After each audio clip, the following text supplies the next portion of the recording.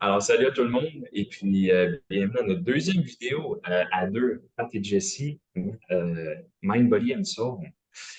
Alors, comment ça va, Pat? Ben, ça va bien, ça va bien. Ici en France, il fait un petit peu brouillard aujourd'hui, mais je suis convaincue qu'il fait un peu plus doux qu'au Québec en ce moment. -23 ce matin est ressenti. Et puis, mercredi soir, de mercredi à jeudi, il y a eu une tempête quand je suis revenu de ma pratique avec l'harmonie. À ceux qui ne le savent pas, je joue du clavier dans une harmonie. C'était un blizzard, ça m'a pris 1 heure de revenir chez moi. Oh non. Ah ouais, Donc, c'est ça, ben les, de Québec. les joies du Québec, hein, ça je disais à mes amis, il faut toujours prévoir le temps de déglacer notre voiture avant de partir ou de prévoir nos déplacements parce que justement, on ne sait jamais quand on va arriver et comment on va se rendre. Fait que Puis tu disais qu'il y a des gens qui te posaient la question, qu'est-ce qui t'a amené en France? Ben oui, j'ai omis de vous informer la dernière fois pourquoi je suis venue en France. En fait, pour ceux et celles qui me connaissent, euh, en tant que gestionnaire de ma clinique privée Ergothérapie Enfance, en même temps que faire la gestion puis d'être clinicienne, j'étais aussi formatrice et conférencière, dans le fond, depuis l'ouverture de ma clinique en 2015. Et donc, ben, ceux et celles qui m'ont suivi, qui m'ont accompagné dans mon parcours ont vu que je donnais beaucoup de conférences, autant pour les parents que les intervenants à l'enfance, fait que les éducateurs en garderie, les responsables en milieux familiaux, les enseignants dans les écoles, mais aussi les professionnels de la santé. Et ça tout au long de la vie de ma clinique. Et ça me passionnait, mais ça me passionnait incroyablement. Et donc, au moment où ce que la COVID était dans son plus gros pic, je me suis dit, mais le monde et moi-même, j'ai toujours senti à l'intérieur de moi, mais j'avais aussi les échos comme quoi, quand j'enseigne, ben, j'ai des étoiles dans les yeux et j'adore mon métier. Donc, ça paraît encore plus et le message est livré et bien livré. Donc, je me suis dit, bon, ben, je me lance. Je vais poursuivre ma carrière dans l'enseignement. Et donc, j'ai eu des belles opportunités d'emploi en France, donc à Clermont-Ferrand et à Rennes, où ce que je suis en ce moment, pour enseigner dans les universités mon métier d'ergothérapeute, mais aussi j'ai pu enseigner aux étudiants en orthophonie, puis aussi en kiné, en podo, et être directrice de mémoire pour les étudiants, en même temps que de développer la formation continue et la formation initiale. Donc voilà. Fait que c'est pour ça que je suis venue jusqu'en France pour partager mes connaissances au-delà de l'Atlantique. Donc voilà. Good. Yes. Alors, de quoi on parle aujourd'hui? Ben, écoute, Jean-Christophe, comme je te disais, j'ai une petite idée. Euh, je suis tombée sur une citation de Einstein que j'aimais beaucoup. Donc, puis on en avait parlé la dernière fois dans la vidéo, puis on était sur la même longueur d'onde parce qu'on utilise toujours cette citation-là. Cette semaine, pour ceux qui me suivent sur les réseaux sociaux, j'ai réutilisé une autre citation d'Einstein que j'aime beaucoup, beaucoup aussi. Et là, je me suis dit, on pourrait parler de cette citation-ci et ce qui nous montre par rapport à celle-ci. Donc, Einstein dit, nous passons 15 ans à l'école et pas une fois on nous apprend la confiance en soi, la passion et l'amour qui sont les fondements de la vie. Donc voilà. Hmm, Et je me intéressant. suis dit qu'on pourrait parler d'un sujet qui est crucial pour tout humain, qui est la confiance en soi. Et ce que je trouve que dans la pédagogie actuelle, dans les écoles, c'est possiblement pas assez développé chez nos jeunes.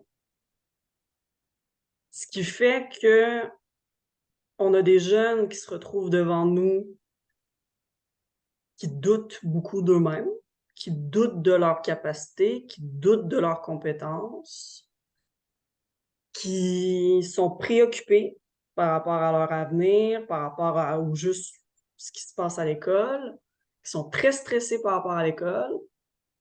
Et qu'est-ce que ça donne, ça, comme adulte de demain, qu'on reçoit, nous, dans nos bureaux, et qui doivent faire face à la vie, donc le travail, la vie de famille, parce qu'eux aussi, à leur tour, vont avoir des enfants, leurs relations sociales, etc., etc. Donc, qu'est-ce que ça entraîne tout ça? Et dans le fond, je t'ai intéressée de pouvoir en discuter avec toi, Jean-Christophe, de voir, toi, tout ce qui est en lien avec la confiance en soi, comment tu vois ça, comment je vois ça, comment je le travaille, comment tu le travailles, bref. Donc, voilà. C'est un sujet qu'on pourrait parler pendant toute la journée, je pense. Je pense que ça va nécessiter plus qu'une vidéo. Mais je suis Peut-être, vraiment oui. tombée là-dessus, puis je me suis dit, ben, pour vrai, ça pourrait être cool de prendre par surprise Jean-Christophe, puis qu'on y aille avec ça. Confiance en soi, puis estime de soi. Ouais. Ça va totalement ensemble, tu sais. Puis moi, Puis, je rajouterais même là-dedans que je disais beaucoup, notamment à mes stagiaires ou même à mes employés, le sentiment aussi d'efficacité personnelle. De sentir que, ben oui, je me sens efficace dans les actions que je pose par rapport à X, Y situation dans laquelle je suis impliquée ou dans quelconque projet dans lequel je m'implique. Mm. Puis moi, tu sais, c'est surtout la notion de confiance en soi. C'est que tu te dis, ben si j'ai confiance, ça veut dire que je juge que mes capacités actuelles sont suffisantes pour mener à bien quelque chose. C'est que je j'ai pas de doute face à mes capacités, en fait. J'ai pas de doute face à mes compétences. Je n'ai pas peur de faire des erreurs. Non, j'ai confiance en moi, puis même si je fais une erreur, je vais continuer, tu sais. Donc, je voilà. trouve ça drôle un peu, dans le sens que je trouve ça curieux que ça soit pas enseigné plus tôt, comme tu disais. Et puis, Mhm. d'un autre côté, c'est tellement, on dirait, quelque chose qui vient de l'intérieur de soi. Comme je dis souvent à mes clients, on peut être son meilleur allié comme on peut être son pire ennemi. Fait que, tu sais, toutes les notions d'autosabotage, Tout euh, à fait. syndrome de l'imposteur, tout ça, ça peut rentrer là-dedans, la confiance en soi. Puis qu'est-ce qui fait en sorte que notre mindset change? C'est pas nécessairement quelque chose d'externe, ça peut aider, mais ça vient de soi, la confiance en soi, ça se développe, je pense. Tu sais. Euh, Mhm. puis Puis en même temps, ça veut dire. ça se développe comment? Tu sais, ça se développe par le fait que justement, dès que l'enfant, à mon avis, tu sais, pour lui, ses parents, c'est son idole. OK? C'est leur idole. Ben, dans le fond, les parents d'un enfant, c'est leur idole et super-héros. OK? Fait que d'emblée, si le regard posé des parents sur ce que l'enfant est en train de faire est toujours dans l'amour est toujours dans la validation, c'est sûr que déjà d'emblée, l'enfant va développer un sentiment de confiance et de compétence. Tu sais, je fais une action, mon parent, il me regarde avec amour, déjà ça va être bon. Mais ça aussi, il faut que ça soit présent dans le cadre des garderies et dans les écoles. Donc, que la figure comme un parent qui est le super-héros pour l'enfant dans ce cadre-là, dans la garderie ou dans l'école, pose ce regard d'amour et de validation et d'écoute face à l'enfant pour qu'il juge que non, je ne suis pas inadéquat dans ce que je pose comme action ou ce que je fais comme geste, mais au contraire, je pose une action et je suis validée, aimée, et ça favorise le développement du sentiment, comme tu dis, hein, qui est très interne, très intérieur, de la confiance, tu sais. Oui. Si je rajoute là-dessus aussi, c'est Un peu comme je disais dans mon vidéo, ceux qui l'ont vu sur les nouvelles connexions synaptiques, je parlais beaucoup de Bruce Lipton, qui est beaucoup dans l'épigénétique. Et lui, ce qu'il disait, c'est que de 0 à 8 ans, même je pense qu'ils sont rendus à 10 ans, notre cerveau fonctionne sur des ondes cérébrales qui sont en fait de hypnose. Fait que toute notre jeunesse, toute notre primaire, on la passe à fabriquer des programmes, les intégrer qui deviennent des automatismes. Ben, si les programmes qu'on fabrique sont pas nécessairement, ils favorisent pas nécessairement la confiance en soi, ben, c'est sûr qu'on a appris ça d'ailleurs. Fait, pourquoi un enfant a super confiance en lui, puis un autre, non? Même dans un cadre scolaire. Fait que c'est sûr qu'il y a tout un terrain aussi qui est favorable ou défavorable, en fait. C'est intéressant Et ce que tu dis parce que dans le fond, il y a toute une notion que l'enfant, pour générer ce sentiment de confiance-là en lui, ben, il faut d'emblée qu'il soit dans un environnement qui ait de la sécurité énormément. oui, sécurité, amour, puis c'est un peu ce que tu disais, tu sais, au niveau du cadre scolaire, même au niveau du cadre familial. Là, on peut parler de l'effet Pygmalion, toutes ces choses-là, tu sais, ce qu'on va projeter sur notre enfant, si on se dit, lui, il est capable de devenir ce qu'il veut dans la vie, il est capable de développer tout son potentiel, il est capable d'aller sur la Lune s'il veut aller dans l'espace, les portes sont toutes ouvertes versus un parent qui va être par rapport à son éducation, c'est pas grave non plus, mais qui va dire, ben voyons donc, tu seras jamais capable de faire ça. Ah non, non, non, attends un peu, tu vas te blesser. Non, non, non, fais attention. Non, non, je joue pas avec ça. Hey, hey, hey. Puis, Ou des introjections de nous, dans la famille, personne n'est jamais allé à l'université. Donc, nous, on est tous, par exemple, je sais pas, dans la famille des personnes plus manuelles, avec des jobs manuels. Donc, tu n'iras pas à l'université, mon petit gars, parce que de toute façon, personne dans la famille n'est jamais allé. Ça ouais, aussi, ça fait toute partie du discours et qui fait que l'enfant, ben, il se dit, ben, ouais, j'ai bien beau être bon à l'école, de toute façon, je n'irai jamais à l'université, tu sais. Fait que son sentiment de confiance va être aussi brimé par ce qu'il a entendu. exact, exact. Mm, Il y a tout ça qui vient jouer. Puis ce qui est le fun, c'est qu'avec ces programmes-là, c'est que ça peut se déconstruire et reconstruire. Fait que dans le fond, c'est pas quelque chose exact. qui est coulé dans le béton, tu sais. Fait que Mhm. pour ça, c'est intéressant. Ben oui, parce qu'on le voit beaucoup avec les adultes, les autodiscours qui sont justement, notamment les introjections, hein. Fait que le concept des introjections, c'est de se dire, il y a des phrases qu'on m'a répétées toute mon enfance, mais que finalement, j'arrive comme adulte. Ils m'ont servi quand j'étais enfant. Je les ai avalées toutes crues parce que j'avais pas mon lobe frontal, hein, toute ma zone de logique et de raisonnement pleinement mature pour me dire quand j'étais tout petit à 5 ans que euh, c'est pas vraiment ce que je croyais. Quand on est tout petit, on l'avale tout cru, on le digère pas. Mais arrivé adulte, tu te dis, mais est-ce que c'est vraiment ce que je pense? Est-ce que ce mécanisme de protection qui est l'introjection, hein, c'est un mécanisme de protection de la psyché, est-ce que vraiment ça m'est encore utile? Est-ce que vraiment ça me protège encore ou au contraire? Mais Colin, j'ai 46 ans, puis j'aimerais ça y aller à l'université, puis je crois que je pourrais, mais j'ai cette parole qu'on m'a répétée toute mon enfance et qui me nuit. Ben, peut-être que j'aimerais ça m'en débarrasser. Et c'est là, Exact. dans le fond, que nous deux aussi, on intervient à travers nos méthodes. C'est pour Définitivement. déconstruire, défaire ces petites voies-là qui nous ont protégés, peut-être étant petits, qui nous ont amenés à prendre un chemin, fine, mais que là, peut-être que non, c'est plus utile, tu sais. Exact. Mm. Tu parlais aussi je pense que c'est à toi, j'avais envoyé une vidéo sur les jeux psychologiques, le triangle dramatique de Kaufman. Et Je pense que oui. C'était quoi en fait, donc? pour faire un petit résumé, c'est le triangle dramatique de Kaufman, c'est des jeux qu'on apprend à jouer dans notre jeunesse. On les joue avec nos parents, avec Ah nos oui. enfants, frères et sœurs, amoureux, amoureuses, dans les relations qu'on a avec nos collègues de travail, nos collègues d'école. On joue ça tout le temps et c'est normal.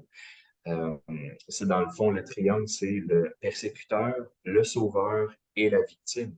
Fait que Mhm. quand est-ce qu'on se place en victime, en persécuteur ou en sauveur, dépendamment d'avec qui on est, tu sais. Fait que c'est sûr que si on est victime de notre entourage, la confiance en soi est pas mal minée, tu sais. Ah Si ouais. on est sauveur, euh, ça ne veut pas dire que c'est mieux non plus. Si on est persécuteur, ça ne veut pas dire que c'est mieux non plus. Fait que c'est Mhm. aussi de prendre conscience quel rôle qu'on joue dans ce triangle-là, dans quelle situation. Puis encore une fois, comme tu disais, hey, moi, ça ne me tente plus de jouer à ce jeu-là. Ah ouais. Qu'est-ce que je peux faire pour me sortir de ça?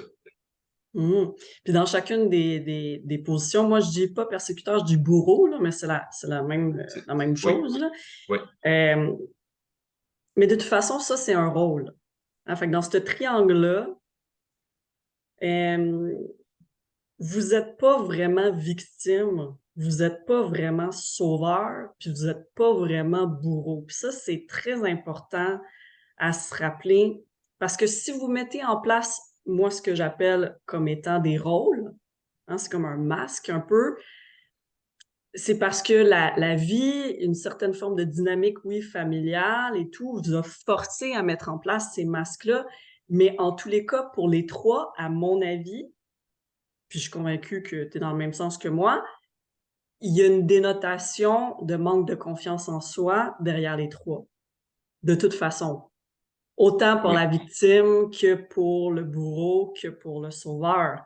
Le sauveur a besoin de sauver les situations par rapport ah, à sa famille, puis de protéger tout le monde, parce que sinon, s'il sent qu'il ne sauve pas, puis qu'il ne se met pas de l'avant pour sauver tout le monde, ben il sent qu'il panique intérieurement, puis qu'il n'a c'est plus ça. confiance en son environnement. Le Fait que ça bourreau vient remplir. continue, puis il tape sur la tête des autres, parce que justement, il n'a pas assez confiance en ses capacités, puis il se sent persécuté, puis il fait de la projection. Puis la victime, Victime. ben oui, mais évidemment, on est dans quelque chose on est dans un rôle qui dénote un manque de confiance en soi total. C'est Mm. comme tu disais, que la personne soit sauveur, est obligée de sauver toutes les situations, puis même si elle n'a plus d'énergie, elle va continuer à être comme ça. En fait, ça vient remplir quoi? Ça vient combler quoi? Et c'est ça Mhm. qu'on fait en coaching. Qu'est-ce que ça vient combler? Pour quelle raison? Exact. En quoi c'est utile pour toi? Puis qu'est-ce que C'est tu pourrais faire pour changer ça? Surtout si la personne s'en rend compte à un moment donné, tu sais. exact. C'est quoi, je suis en train de me rendre compte parce que ça, c'est des choses que j'ai appris dans ma formation PNL qu'on voit. Tu sais. Puis déjà, Mm. d'en prendre conscience, c'est déjà un grand pas parce qu'on en joue de toute façon. Dans toutes les Oui, situations, c'est toujours présent. Fait que déjà, d'avoir ça à l'esprit puis d'en être conscient, c'est déjà un gros pas de plus. Puis ce que je suis en train de me rendre compte, c'est qu'on joue ça avec tout le monde, tout le temps, euh, grosso modo. Est-ce que c'est possible qu'on joue ça avec soi-même? Quand est-ce qu'on est son propre bourreau, son propre persécuteur, oui, sa propre victime et son propre sauveur? Puis, c'est quoi la différence de langage qu'on va utiliser? Tu sais? Ah, je serais jamais capable de faire ça. Hey, va-toi le cul, puis vas-y. Non, non, non, c'est certain qu'on va y arriver, on va passer au travers. Fait que ça, c'est, je viens de faire les trois rôles, puis ma voix était différente. Mais notre petite voix dans notre tête, c'est quoi les subtilités? C'est quoi les différences? Puis comment on peut se rendre compte qu'on est bourreau envers soi-même, qu'on est victime envers soi-même, puis on est sauveur envers soi-même. Parce que ouais, c'est certain que si on joue ça avec les autres, moi, je suis persuadé qu'on joue ça avec soi-même. tout à Puis, fait. Puis je ce que pense que j'aime le pas, but, c'est de s'en débarrasser pleinement parce que dans le oui, fond, en tous les cas, que ce soit porté vers autrui ou porté vers soi-même, c'est des masques ouais, et, et, et les masques, c'est notre faux soi. Puis notre faux soi, ça fait que on finit par poser des gestes, des paroles, des comportements qui sont pas du tout en lien avec qui nous sommes profondément. Et ça nous empêche d'atteindre vraiment ce qui est le but de tout humain, de tomber en amour avec de manière le plus possible inconditionnelle avec soi. Et ça implique ce que Einstein disait. Hein? On passe 15 ans à l'école, mais personne ne nous apprend le sentiment de confiance, la passion et l'amour. Mais ça, il faut le commencer avec soi c'est certain, pour pouvoir l'être avec avec l'autre, les autres, tout à que fait. ce soit dans une relation amicale, amoureuse, professionnelle.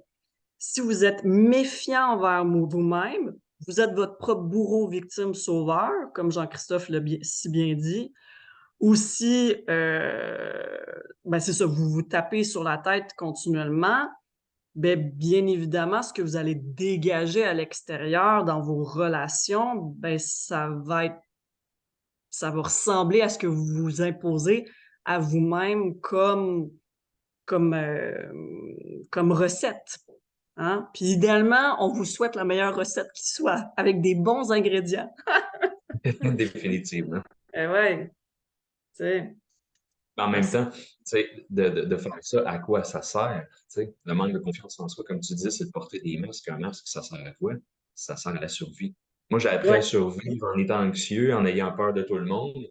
Ben, c'est comme ça que je veux continuer à survivre. C'est ça qu'on m'a inculqué. C'est comme ça que j'ai interprété dans ma jeunesse la façon la plus sécuritaire de survivre. Ben, c'est comme ça que je vais fonctionner jusqu'à temps que je m'aperçoive que, ben, tu sais quoi, c'est plus utile pour moi, ça. Hey, on non, va mettre ça de côté. Non, je vais passer à exact. autre chose. Dans le fond, c'est l'instinct de survie. Tu sais. Mhm. Puis l'enfant, quand il est tout petit, il n'a pas la capacité de juger autrement la situation. Lui, c'est un petit être qui arrive sur Terre, qui fait ses essais-erreurs, qui va à l'école, que quand il remet sa copie au prof, ben vraiment, il pense qu'il a fait son maximum parce que volontairement, l'humain est pas là pour la chicane, est pas là pour provoquer, est pas là pour s'opposer, est pas là pour mal faire, est pas là pour poser des mauvaises actions. Moi, je crois profondément que l'humain, profondément, a des bonnes intentions, tu sais. Puis que justement, en- pour cultiver la confiance et l'amour à l'intérieur d'un humain, il faut lui envoyer ce que je reviens, comme on disait au début, mais des regards d'amour, de validation, de l'écoute quand que l'enfant, il va bien, mais quand aussi il va pas bien. Hein?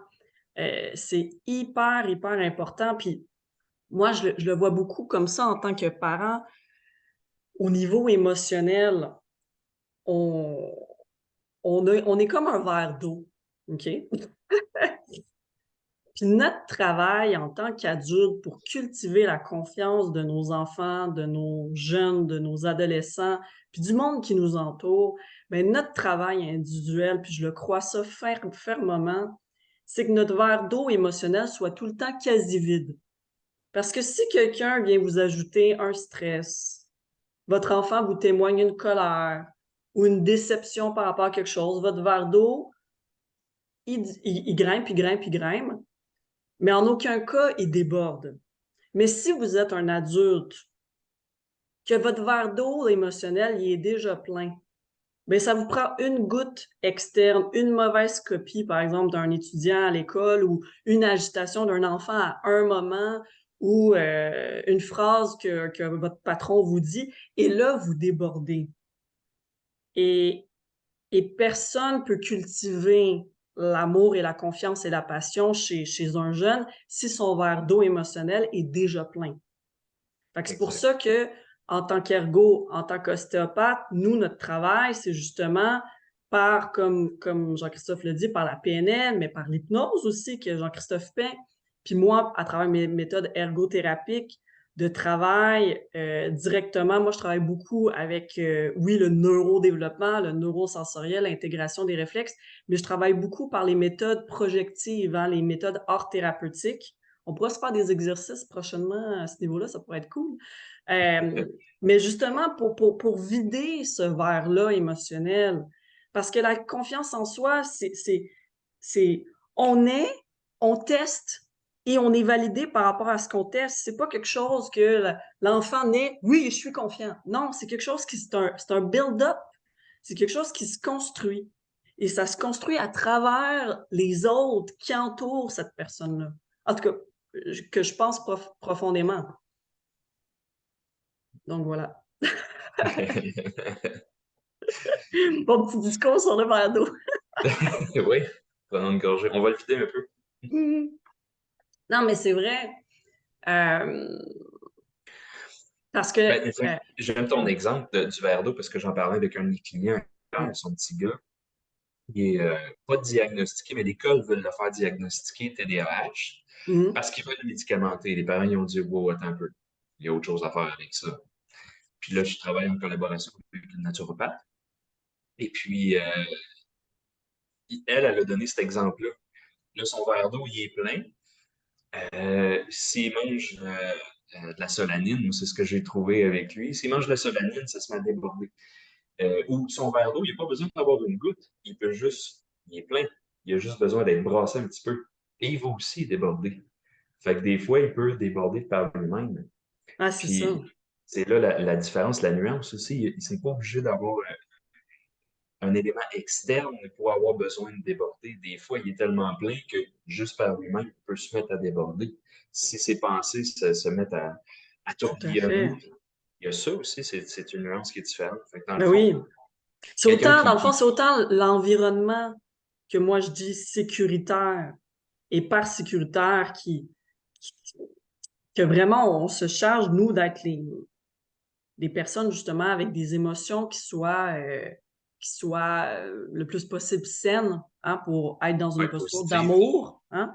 Mais oui, pour l'enfant aussi, parce que l'enfant, lui, arrivé par exemple à 12, 14, 16 ans, il y a des issues puis des préoccupations qu'un enfant de 4 ans, 5 ans a pas, et que lui aussi, il peut avoir des trucs qui agressent, comme tu dis, son système nerveux, puis qui fait le déborder et qui fait qu'il se met à douter de lui, d'avoir des peurs et le retomber et à voir sa confiance en lui complètement chuter par rapport à plein d'aspects de sa vie, tu sais. Mm. Oui, exact. Enfin, pour ça, c'est vraiment intéressant. Puis, dans notre cours en PNL, c'était une pas pire anecdote, ça. On a vu la confiance en soi et l'estime de soi. Fait que Mhm. pour développer la confiance en soi, il faut développer l'estime de soi. Comme tu disais tantôt, il faut apprendre à s'aimer soi-même pour avoir confiance en ses moyens, ses capacités. Puis même, je peux aller dans son environnement, dans ses comportements, dans ses capacités, euh, dans ses stratégies, dans ses croyances, en quoi on croit, ou on croit plus, ou on croit pas, euh, par rapport à notre identité, notre mission de vie. Fait que là, on peut monter tous les niveaux logiques Ben euh, oui. par rapport à tout ça. Puis en PNL, quand on a vu la confiance en soi et l'estime de soi, on avait toujours des petits fascicules dans le fond, là, nos notes. Puis il y avait peut-être, je ne sais pas combien de pages, tu sais. Puis ça durait 9 h midi.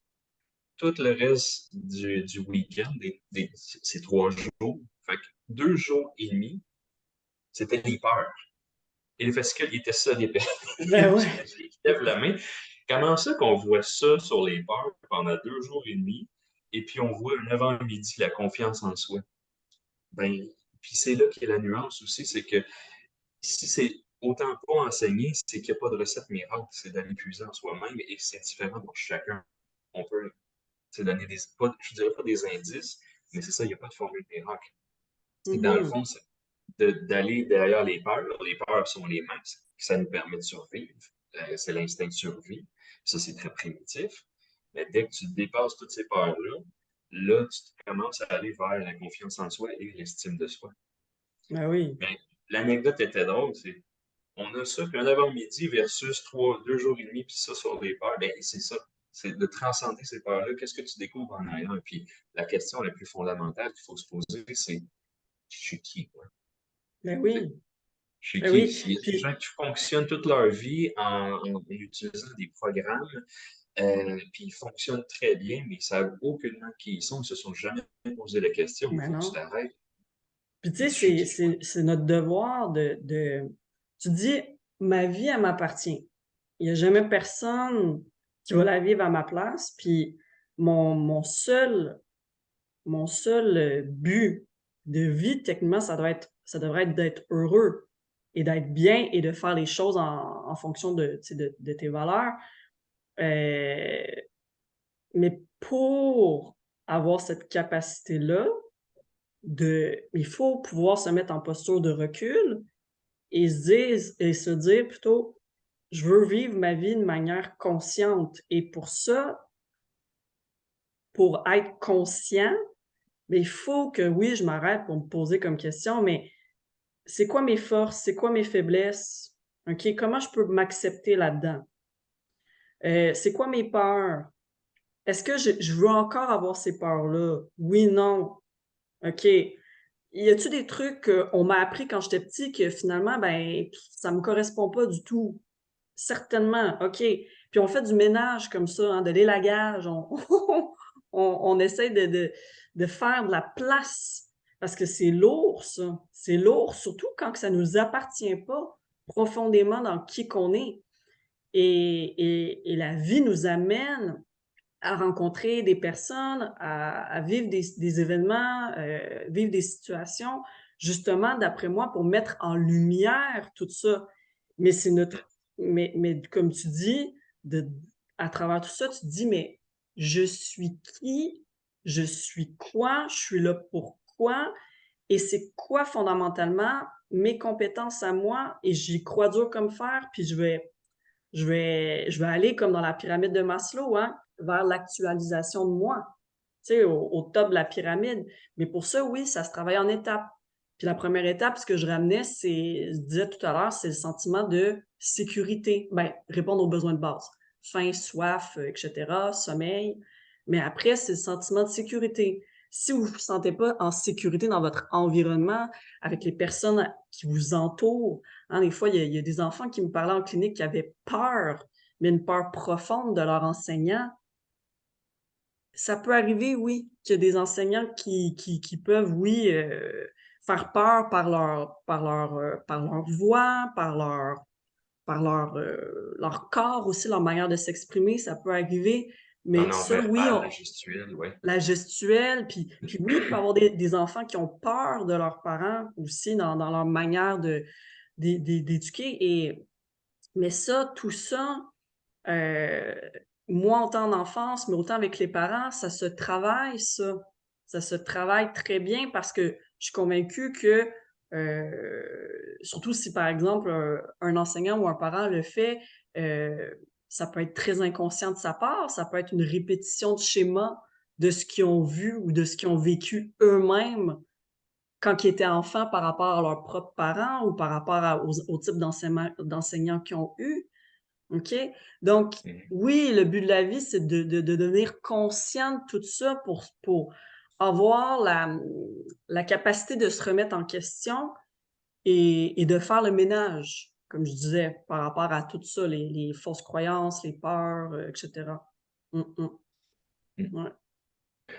C'est drôle parce que j'étais en 2014, j'étais en Inde puis au Népal avec mon père. J'ai eu la chance de faire 8 semaines pack-sac avec lui.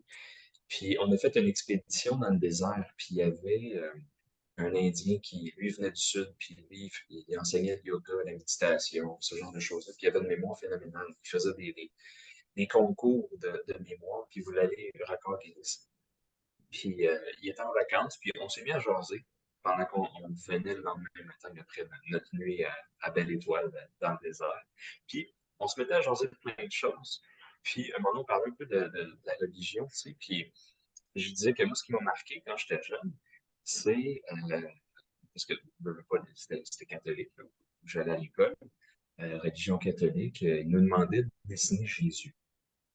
Fait que dans le fond, tout le monde faisait un dessin, puis on l'a toujours vu avec la barbe, les cheveux longs, avec la grande toche blanche, puis tout ça. Puis c'est après coup que je me suis rendu compte que dans le fond, c'est un peu ça qu'ils essayaient de faire. Même si je suis pas très, je crois pas nécessairement à la religion, je crois plus spiritualité que religion. Euh, mais dans le fond, quand ils faisaient dessiner Jésus, tous les dessins étaient différents. Fait que c'est par rapport à comment toi tu le perçois. Fait que dans le fond, là, il y avait une clé qui était là, puis qui était non dite. C'est ta Mmh. perception de tout ça, t'en fais quoi, puis comment tu l'interprètes. Au fond, pour moi, la religion, c'est comme un guide qui veut nous amener au sommet de la montagne. Il y en a qui sont un peu plus rough, il y a des pentes qui sont plus escarpées, dépendamment des religions, mais dans le fond, c'était ça, c'était d'aller voir, OK, comment vous, comment vous Nos le perceptions représentez. propres. Oui, c'est ça. Fait que, tu sais, Mais dans le ouais. fond, je pense que, puis c'est pas sur le coup que moi je me suis rendu compte de ça, c'est avec du recul, tu sais. Fait que dans le fond, pourquoi c'est pas enseigné à l'école directement, ces notions-là de confiance en soi, d'estime de soi, d'amour de soi? Je ne sais pas, mais il y avait quand même des petites choses qui nous permettaient déjà d'explorer ça, tu sais. Mhm. Je pense que Mais de c'était plus en plus, par contre, les écoles, les garderies, euh, du moins au Québec, jonglent beaucoup avec le volcan des émotions, les pictogrammes émotionnels, ouais, les livres oui, sur les émotions, pour amener les enfants à comprendre, pour amener eux-mêmes les éducatrices, les enseignants à faire de plus en plus eux-mêmes de formation pour offrir des émotions positives aux enfants pour pas qu'ils se sentent tout le temps euh, non, c'est pas correct ce que tu fais, non, non, non, dans ce type de milieu-là éducatif. Parce que au-delà de l'éducation théorique, il y a l'éducation de la vie. Et pour moi, tout ce qui est en lien avec justement ce qu'on parle d'amour, d'amour à soi, confiance en soi, passion, ça fait partie de la découverte de soi, puis ouais. la découverte de soi, c'est la chose la plus cruciale qu'on puisse s'offrir en tant qu'humain. Et je pense que dans Et c'est une quelque autre chose d'interne, capsule, oui, quelque chose d'interne, puis je pense c'est qu'une quelque autre chose capsule d'interne. qu'on pourrait parler par rapport à la confiance en soi, c'est aussi l'importance du bien-être dans son corps. Parce qu'au-delà d'être un sentiment interne émotionnel, ça vient aussi beaucoup lié au bien-être qu'on vit dans notre corps. Hein? Tu sais, quand on dit justement cœur, corps, âme, esprit, être aussi bien dans sa tête que dans son corps, ça en fait partie. Et je Et les pense que deux sont reliés. là-dessus, on va, Oui, les deux, c'est ça, les deux sont alignés, puis je pense qu'on va pouvoir en parler dans une autre capsule parce que on peut pas séparer, de toute façon, on le dit, mind, body and soul, on peut pas ouais. séparer l'esprit C'est du pas séparé corps. comme ça. Ouais, exact, Ça exact. communique. Puis la confiance en soi, je pense que vous le voyez bien, ben ça fait partie de ces deux, de ces deux aspects-là, en fait. Mm. En fait, je pense que ça fait partie du tout. Ben oui, exact, du tout. Donc un bien beau sujet, la confiance en Oui. soi. Merci Jean-Christophe d'avoir participé Ben, merci à toi. à mon idée rigolote du jour. Ce que tu voulais dire la dernière fois, Jean-Christophe, ça a été coupé à la fin. Je pense que ça serait très intéressant pour nos abonnés et nos futurs abonnés de savoir que dans le fond, ils peuvent nous écrire des commentaires pour nous informer de Oui, prochaines capsules. C'est un peu exact. Si ça. vous voulez, oui, dans le fond, c'est ce que je voulais dire la dernière fois. S'il y a des sujets sur lesquels vous voulez qu'on discute par rapport à nos points de vue, vous avez des questions, des commentaires, gênez-vous pas, vous pouvez les mettre en commentaire sur la chaîne YouTube. Vous pouvez écrire à Patricia, vous pouvez m'écrire à moi sur ma page sur Facebook, Approche PIP, Ergothérapie, le site à Patricia, puis ça va nous Ouais, faire plaisir de vous répondre. yes. Donc, Good. Patricia Archambault, ergothérapeute. Donc, voilà, mes chers, on vous Bonne semaine. envoie tout plein d'amour, tout plein de confiance en vous. Vous êtes les J'ai hâte à vendredi. meilleurs. Ouais, puis à vendredi prochain. À Ciao. vendredi prochain. Bye. Bye.